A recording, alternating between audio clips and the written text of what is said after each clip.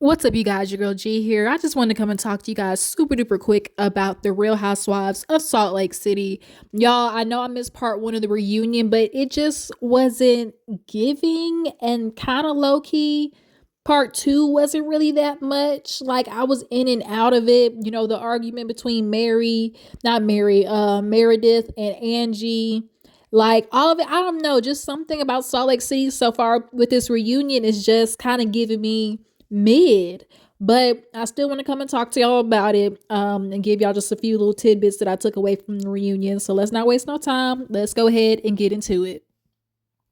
So we picked up this episode with Big Daddy John, okay, Bronwyn's husband, trying to check Lisa in regards to the whole Gwen situation because Lisa spoke on basically how the grandparents were like, you know, we thought she had a miscarriage, which I think is complete BS. And you know, Lisa really in this moment and when it came to this situation in particular with Bronwyn, it was very clear that Lisa was trying to toe the line and Bronwyn had every right to sit there and ask her. Sorry, y'all, about my notifications. Bronwyn had every right to sit there and ask her about, you know, at least showing some type of empathy or understanding from my side in particular. But Lisa just could not do it. So we roll over into like picking up where we left off with Big Daddy John, at least telling her, you know, you had no right to bring that information forward. And so Todd, with his tone, had her husband, her John. Ain't that Lisa's husband's name? John? Yeah, John. Or Todd. That's Bronwyn's husband's name, Big Daddy Todd, and then was going up against John because John piped up and was like, "Hey, watch your tone." And Todd was like, "No, you watch your tone." So basically, in that moment, Lisa apologizes, and then we move on to kind of like this monotonous back and forth between Lisa, not Lisa, between Meredith and Angie. Um After Lisa had apologized to Todd, Andy kind of basically calls him admirable because of the Gwen situation, because he is very protective of her, in which it is good to see. But Todd definitely got his ways, which we're gonna get into later. And Miss Brahma, we got to, shift your wig a little bit. Shout out to Rodney the voice, because this episode you was doing a little tap dancing when it came to the truth about you and Todd. But nonetheless, we move on to Angie and Meredith because of the whole rumor situation from last season. And they ask, how come Angie, you didn't get into Whitney's ass for the fact that she was the one who kind of put the battery in back for Monica to come forward and basically bring it on screen. Meredith is not absolved. Yes, Whitney, was kind of pushing Monica to come forward with it. But Meredith, you ain't completely absolved either, because the whole season, all you kept doing was, she better not mess with me because I know the rumors, with her shaky ass voice talking about, I know, what people are talking about. She better not push me because I know the rumors about Shawn and their relationship. Okay, like Meredith definitely the whole season was dropping just always, oh, rumors this about Angie and Shawn, rumors like, so just because you didn't necessarily make it up, Meredith, does not mean that you weren't doing what you were doing, which is why everybody like kind of called you out and you're in this situation. Because then when everything kind of blew up in your face and people were like, well, if that's the case, you are outing this man. And your rebuttal to that, or I guess like your ace in the hole, was to be like, well, I'm not outing this man, my son, he's gay, like I would never do such a thing. And Shawn was absolutely right. Meredith was using her son as the gimme gotcha to why she would never do such a thing to out somebody. She's on the board of director for GLAAD. Shawn called it correctly. It definitely was, she was trying to use her son. And Meredith, you might not have made up the rumor, but you definitely were playing into it. But so they end up getting into like how Monica was the one who told Angie, Well, Meredith was the one, who brought it up, who told me. And then we get to another scene where Monica goes to Meredith and basically was like, well, yeah, like, no, you didn't say it. It wasn't you. So now, of course, you got Heather and Lisa and all them basically talking about, y'all believe Monica? Like, really, Monica? Like, she was talking out of both sides of her neck. And, Meredith had to pull the ultimate rich white woman tease, standing up talking about, I've had enough of this. Andy, if you don't play the footage of her saying it wasn't me, I'm leaving, because that's what I came here for. I will be vindicated. Andy, I needed to be played at this reunion saying Meredith did not say it, because they had the footages, okay, of Angie being told by Monica that it was Meredith, basically. And so Meredith, was doing her big one and looking just like she came straight out of a Dynasty handbook. They end up playing, the footage of Monica basically telling Meredith, like, yeah, girl, it wasn't you. And so Meredith finally sits down and Andy has to explain to her, like, girl, I'm agreeing with you. Like, Meredith just was not hushed to hear that everybody was saying, girl, it was a misunderstanding because Angie was told one thing and you were told one thing.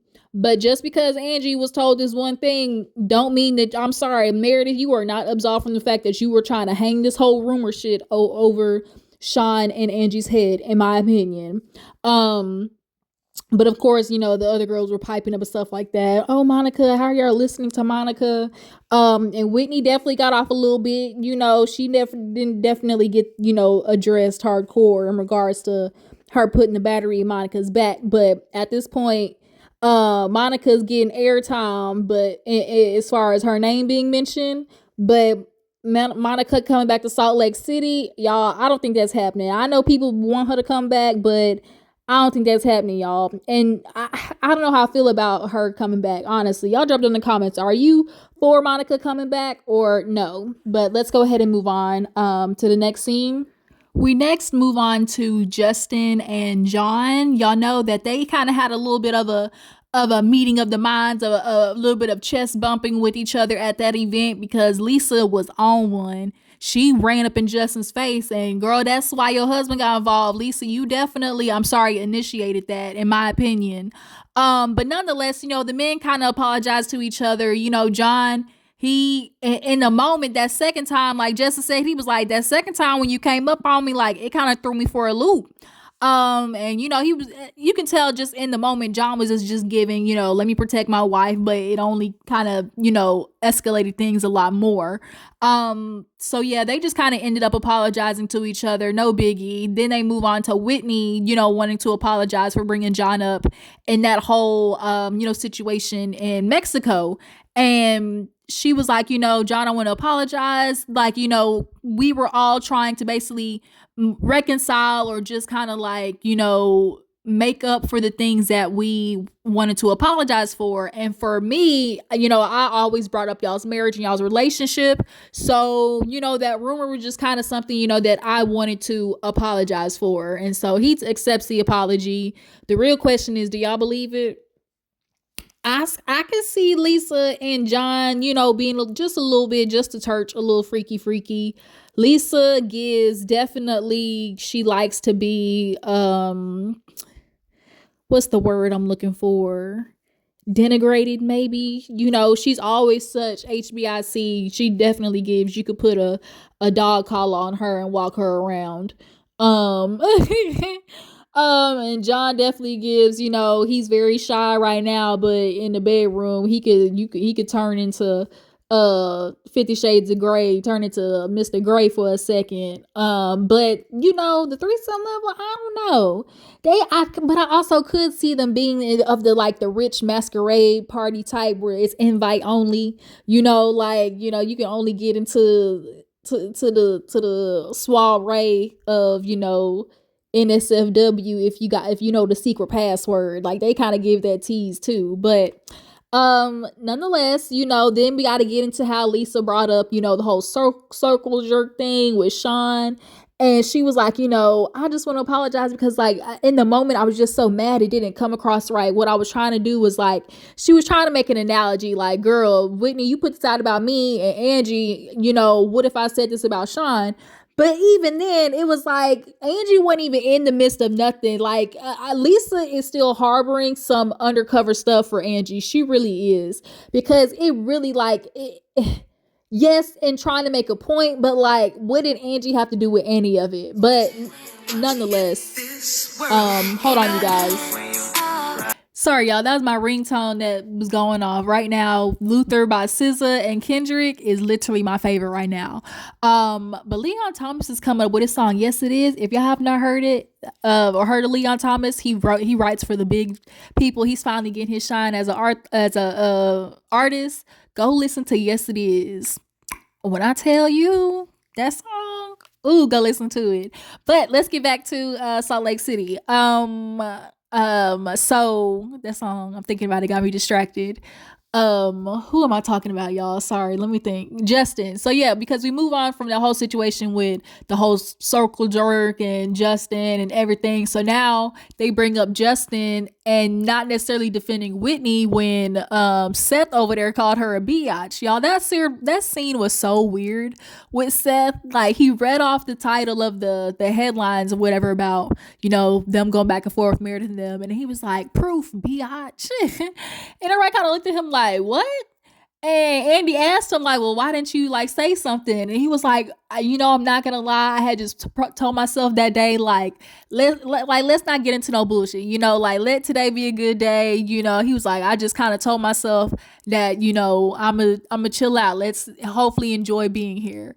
But then he's like, but then I watched the show back and saw kind of how aggressive it was, realizing like, maybe I should have said something. So then they start asking Seth, like, why that? Like, why biatch? And he was like, I just kind of say like biatch, like, my dog or whatever, like, I get it, because like when you say biatch, you're only saying it for the dramatics of it. But it just kind of felt weird in the moment of like doing it, not necessarily to a woman, but yeah, to a woman, and like the energy behind it. So Seth, he admits that basically he was off the tequila. He had been drinking, and it was what it was. And so he just did a whole bunch of rambling. And so Whitney was like, so you're apologizing? Like, are you apologizing? And Seth was like, yeah, I apologize for that. Like, he just did a whole bunch of rambling. I was like, so are you gonna apologize or nah? So I'm glad Whitney kind of caught that. So after that, of course, you got to get into Meredith and Seth's relationship. And y'all know, split their time half and half, or at least Seth does. Oh, but the reason we get into that, let's go back a little bit. Let's get into Bronwyn, because this section now we got to get into Bronwyn basically when she reveals to the group about, Todd's affair, how that made her feel, things like that. And y'all, Todd don't know nothing. Todd, the look on Todd's face was like, he was like, well, I haven't watched it. So, and I'm like, Bronwyn, did you not prep this man? Now, she said like, well, we talked about it, but I don't think he actually watched it. I think she just told him. It's clear he didn't watch it, and he just kind of took Bronwyn's, word for what was said, but she ain't necessarily got into the nitty gritty. Bronwyn, this whole time sitting on the couch, was giving energy of like, I don't want to get in trouble. Like, she was just, you could tell her energy was just like Todd's energy was radiating of like, ooh, when we get home, like her energy was just like that of like a child that's about to get scolded. But the girls basically did call her up on it, because he gets asked about it. And so then of course we get into the boat situation, and where she reveals he had that situation, and then also that Gwen caught him, and he just kind of shook his head and was quiet. And Bronwyn looked back at him and was like, you're okay. But there was one time he was staring down at her, and she was not looking back at him. You could tell she was not trying to look at him. But oh my God. So he was like, well, this is all very hard. Like, he didn't necessarily address Gwen finding him. So, Bronwyn now tries to lighten the mood of being like, well, wasn't it an affair? Because at the end of, like, it was just, a conversation. Todd has conversations with lots of people. And in this one in particular, the conversation just seemed to go a lot further than, I would be comfortable with. And so now Lisa's like, well, girl, hold on, because you called me up on not basically talking shit about this man. And now, Lisa, I don't think Bronwyn was looking for you to just be like, F you, Todd. But it definitely could have just at least been a more support towards Bronwyn. Like, Bronwyn wasn't wrong to feel that way, because us as the viewers also took it that way too. It just had an energy of like not necessarily just overwhelming support for Bronwyn's side, but that led into the conversation of all the other girls kind of got that feeling too, which is why Whitney and Heather were over there talking to Bronwyn and Angie about it. And Whitney was the one who brought it up about the rumors between Lisa and Meredith. And I'm surprised they really didn't get into that, because Lisa, Lisa's the biggest one on loyalty this and, oh, I'm a good friend and you're not a good friend back. I'm surprised Lisa was so, into Bronwyn and so obsessed with that. But I guarantee Lisa is going to remember that, though, because she remembers the fact that Heather. So I wonder how that's going to play in their friendship going forward. But nonetheless, Meredith said the same thing. She was like, I talked to you about like where I was coming from, and there was some unseen footage of Bronwyn going back and apologizing basically to Meredith and Lisa. And she was like, I was just in my feelings, essentially. Like at that time, I wasn't, emotionally prepared to hear those things. And so that's something that we didn't see as viewers. But I mean, it is, I don't think Bronwyn was wrong for taking what they said like that. But you can definitely tell Todd he finna get in that ass when they get home. Andy then asked him about the rings or whatever, because now Heather's like, wait a minute, bitch, like I supported you, like you told me the information, I rallied behind you, and then like you're kind of like trying to dial it back now. It's like either he did it or he didn't. And and bro, she was doing her head shake thing. Everybody's been talking about her little head shake thing. She was just shaking her head, and she was like, no, I do believe, the conversation was a lot, too far. Not too much came out of Todd's mouth in this segment. I'll just say that. And so, basically Bronwyn just kind of like, not backtracks, but she just like explained to them, I guess, that, in the moment, she just didn't feel supported because that, emotionally she wasn't hearing what they were saying.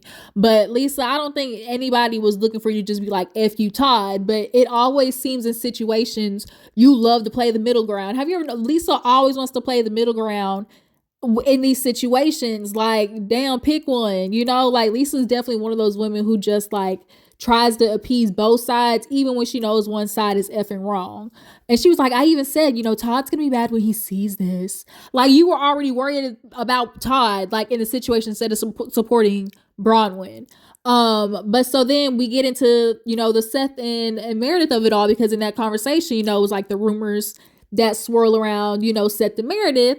And so we get into how they, separate their time or whatever. And Seth kind of explains it like, it's great because, we see each other like on the weekends, and it's like getting back to, together for the first time and everything like that. And then when Seth said, I just feel like if we're, operating above the 51%, we're doing good. And Andy, even Meredith turned around. He's like, it's something worth fighting for. As if giving, I'm just staying in this because it's convenient right now. Seth is giving, you and Meredith are in a transactional or just like a very operational relationship right now. It's not giving, fire and flame. And then when you get asked about, is there a side chick in Ohio? He's like, here's my side chick. And he holds up his hand. But it's just giving, how you say, like, oh, as long as we're operating above 51%, I'm staying in this thing. That wasn't giving enthusiasm. Like, did y'all see how everybody kind of, Meredith turned and looked at him when he said that? But the segment with the husbands ends with Todd basically co-signing what Seth said. He's like, yeah, I get it. Me and Bronwyn, we split our time. Somebody on some like gossipy rag, they basically wrote like, well, he works in other states, and it's like, yeah, we've had multiple homes, and Bronwyn, she's worked in San Francisco, so like that setup is something that I totally understand and get. And so basically that's kind of where the husbands in their part. And then there was a little segment when Bronwyn and Todd, and they were walking off. Bronwyn tells Todd, like, hey, just wait a little bit so you don't run into John, because y'all had a little bit of spiciness there. And she's like, I didn't like how he told you to watch your mouth. And he was like, yeah, I'm pretty sure I made that clear. Like, he basically telling her, it almost kind of gave off energy like, girl, I'm the man, I already said something. Like, I know I made that clear, like, bag. But yeah, so of course, y'all, we know what the next segment is Mary. Everybody was in tears. I ain't gonna lie, a few times I had a few little squiggles of tears roll down. It was just, we all know this was probably one of the most vulnerable moments in Housewives history. What Mary and her son did, it's was something that her and Andy get into about making the decision to do that. She's like, I talked to my son and I told him, hey, like, we're gonna end up talking about this, and she was like, I told him that, and like, we didn't plan what we were gonna say. She's like, I didn't even know what he was gonna say. I just told him, hey, we're gonna go in here, this is what we're gonna talk about. And she was like, then he just spilled it all, and so getting into how she felt guilty as a mom, looking for where she messed up. I'm sure that's always going to be like the first things parents think to themselves when their child is on a dark road of like, what else more could I have done.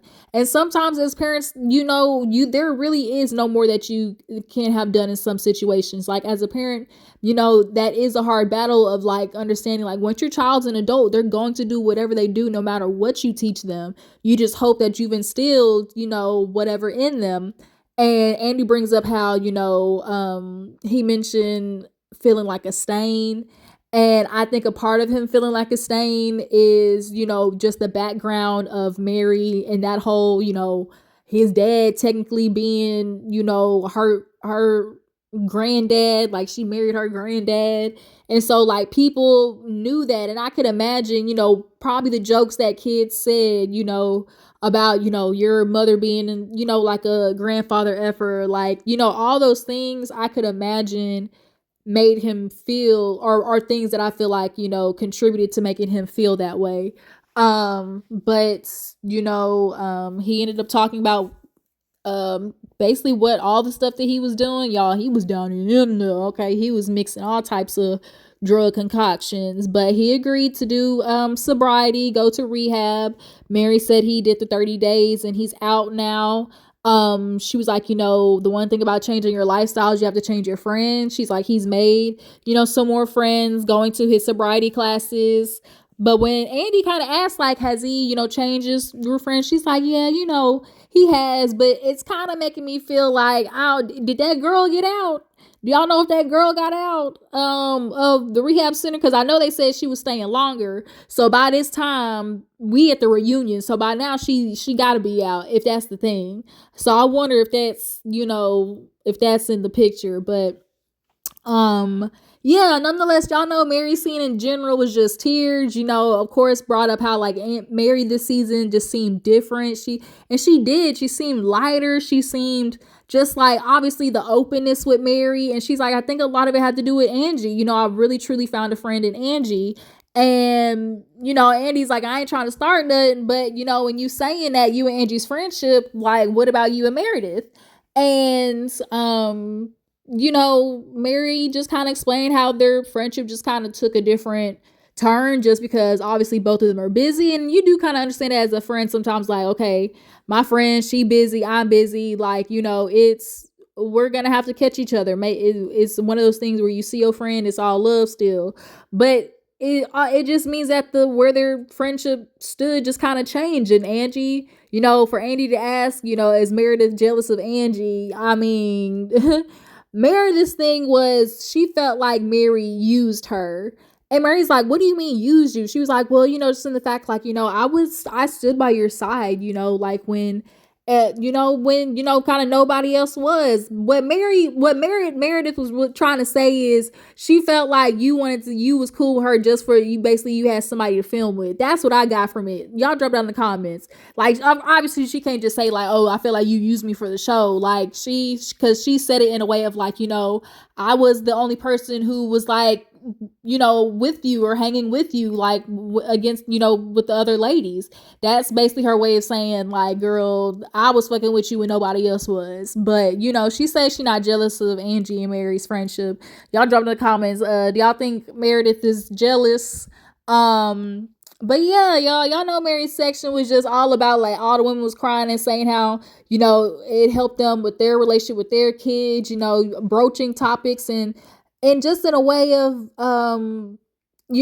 having those open conversations with your kids. It's hard to do as a parent, but you got to do it.